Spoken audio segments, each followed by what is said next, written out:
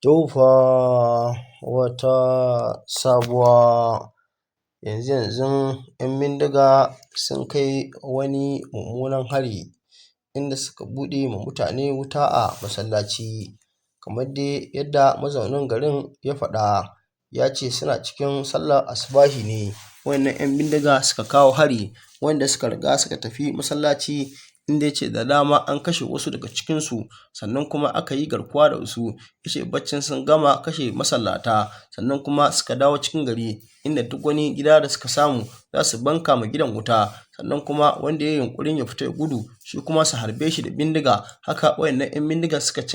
dinga cin karensu ba babbaka, kamar yadda mazaunin garin ya faɗa. Ya ce lallai sun ɗaga waya domin kiran jami'an tsaro ko za su kawo musu agaji, inda ya ce lallai babu wanda ya kawo musu agaji, har wannan 'yan bindiga suka kashe duk wanda suka ga damar kashewa, sannan kuma suka yi garkuwa da su suka tafi da su daji. Kamar shi ma ce lallai da ƙyar ne ya samu ya tsira, inda ya ce shi ma abin da ya sa a lokacin bai je masallaci ba, inda kuma lallai ya hau kan silin ɗin gidansa ne tare da shi da matarsa da kuma wata jaririya, inda ya ce kuma sa cikin silin ɗin nan haka 'yan ta'adda suka shigo wannan gida nashi suka ɗiba abin da suke so, sannan kuma suka banka ma gidan wuta, inda ya ce duk wata dukiya nashi da ke cikin gidan nan ya ce ya riga ya ƙone. Ya ce shi ma da ƙyar ne suka tsira tare da shi da matarsa da wannan jaririya, inda ya ce yanzu haka abincin da za su ci ma ba su da shi, sannan kuma ba su da wani gida inda za su samu su zauna, wanda duk inda za su zauna yanzu sai dai su je su nemi wani guri a matsayin 'yan gudun hijira da samu su rakwaba. Abin da zai baka haushi shine wai duk irin waɗannan abubuwan da suke faruwa a ƙasar nan tamu Najeriya, akwai kuma gwamnati, kuma gwamnatin tana sane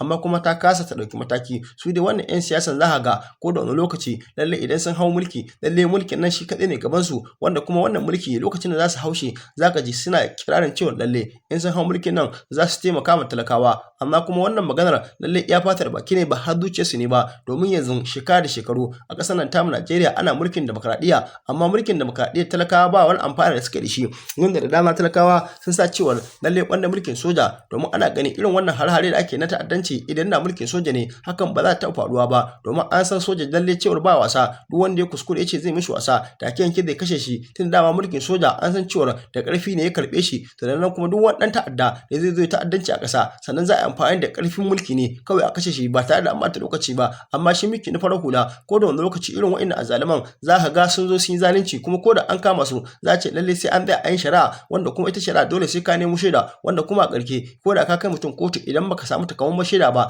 da ka ga an sake shi lokacin da zai zo ya maka wani ta'addancin, in zai zo ko dubu ne kama ko ya kashe ku babu wani shaida shi da zai nemo, kuma in ya kashe ku kisan nan yayi, amma sai dai shi kaɗai ne in ka kama shi ka kai shi kotu ta lalle shi ba za a yanke mishi hukunci ba, lalle sai ka kawo shaida. To da dama za a ga shi sa wannan 'yan ta'adda suke amfani da wannan dama duk lokacin da asirin su ya tonu ko da an kama sai ga sun ɗauki lauyoyi, kai da aka yi maka wannan barna a ƙarshe ba za ka iya samun wata kamar shaida a kotu ba, wanda kuma ko da kana da shaida ma za ka ga kafin a ce an yanke hukunci shari'a ce wanda za a dinga yin ta shekara 10 ko shekaru 20. Amma ita wannan barna da za a yi maka rana ɗaya 'yan bindiga za su iya zuwa su kashe mutum 100, amma idan kuka tafi kotu shari'a sai a shekara 10 ko shekaru 20 da gama wannan shari'a ba. To da dama shi sa kake gani mutanen mu yanzu ko da sun kama mai laifi sai su ga da su kai shi kotu lalle kwanan su ɗauki doka da hannu, kuma shi sa wajen ɗaukar doka da hannu kake gani kullum barna tana karuwa. Amma idan da a ce yau garanti idan an kama wannan mai laifi da an kai shi kotu lalle so ɗaya so biyu in an tabbatar da cewa ya riga ya aikata wannan laifi za a yanke mishi hukunci, da zaran kuma an yanke mishi wannan hukunci za a zartar da wannan hukunci. To lalle ina ganin haka da an sa mutane sauki, amma rashin yanke hukunci nan da ake a dinga jin shari'a to lalle shi ke kawowa kake gani lalle masu laifi su dinga cin karansu babu babbaka, tunda sun san cewa lalle ko da asirin su ya tono wannan kuɗi da suka kwata a hannun talakawa shine za su ɗauka su ba alƙalai, kuma su ba lauyoyi, su ba 'yan sanda, wanda a ƙarshe shikenan magana ta riga ta mutu, tunda kowa san cewa yanzu duk ƙasar nan ta Najeriya musamman shari'a ita ma ta zama ta kuɗi ne, ba ana yin ta tsakani ga Allah ne ba. Matuƙar baka da kuɗi in dai aka riga aka cuce ka ko da ka je kotu lalle babu wani abu da za a yi maka sai dai ka dinga shan wahala, wanda kuma kuɗin ka za a dinga nema, wanda kuma in baka da wannan kuɗi take yanke alƙali zaka ja ce lalle ya koro wannan shari'an. Don Allah dan Annabi idan yau ne farkon zuwa ka wannan tasha ta mu ka danna mana alamar subscribe, ka danna mana alamar ƙararrawa, ka share din bidiyon nan kai like. Ina godiya sosai ga cikakkun bidiyoyin dan ku kalla. Yayye na guda wajen 10 yayye na ne ma da kanne na su sun rasu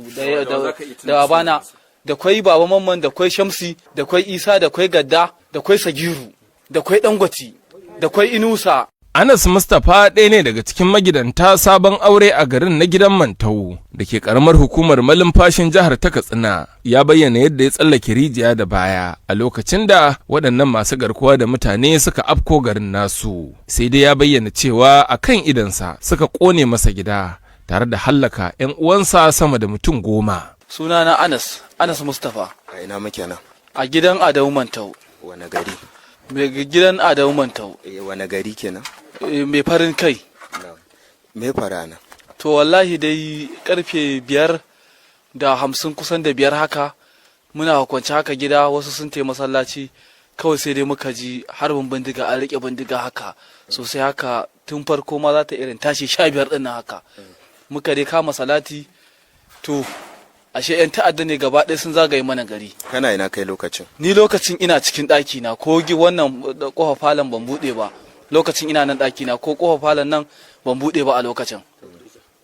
To da ban buɗe ba sai Allah ya sa ina jin wannan harbin, ina jin harbi, tunda na ji harbi a masallaci na ce to lalle 'yan ta'adda ne suka shigo mana gari. To sakamakon kuma tunda na ji alamun kuma ga wasu can suna harbi, na ji surutun wasu a bayan gidanmu, da yake mu daman nan gidana shine ma na farkon isa daga Buddigau in ka zo gidan Adamu Mantau, tunda gidana shine dai kan wannan layin dai anan da wannan hanya ta Buddigau inda suka shigo. To sakamakon na ji wannan man ganin, kaga ko na fito dai ba magana, tunda sun riga sun kewaye gari, kuma gari ya haske ya riga ya fara haka lokacin karfe 5:55, kaga haske ya riga yi, ko mutum ya bude gida ko ka hito dai tunda suna nan har bai kaza su. Wannan gidan mun ga an sa wuta, kai kana ina san da aka cinna mai wutar? Lokacin da aka cinna mai wuta, Allah ya sa ina da mata ɗaya da jariri guda ɗaya. Lokacin Allah ya sa sai na hau haka, sai na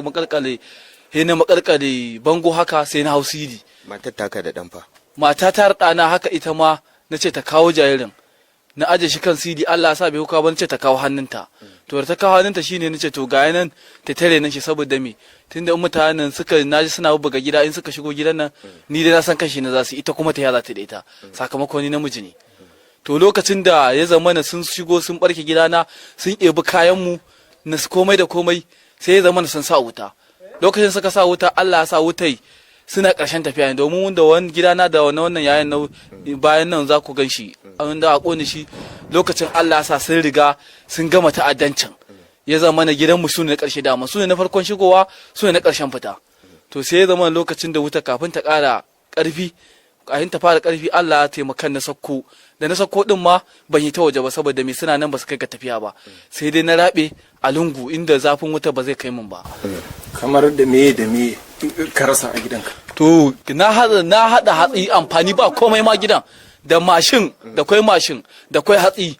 da kwai farin wake, gaba ɗaya gashi nan dai, wanda noma komai na rasa shi an ƙone. Ita matar taka tana ina da ɗan? Ita matata tana nan, da yake inda tazara inda muke da ita da su ba nisa, tana gidansa da kan nan, gidan ya same ta? Ita Allah ya taimaka ba abin da ya same ta, amma da kayan ɗakin ta da komai gidana da komai ita ma, daga sutura ta jikinta da ita ma na jikinta, da shi muka tsira kawai. Sadda kuka fito akwai waɗanda ka sani waɗanda suka rasu?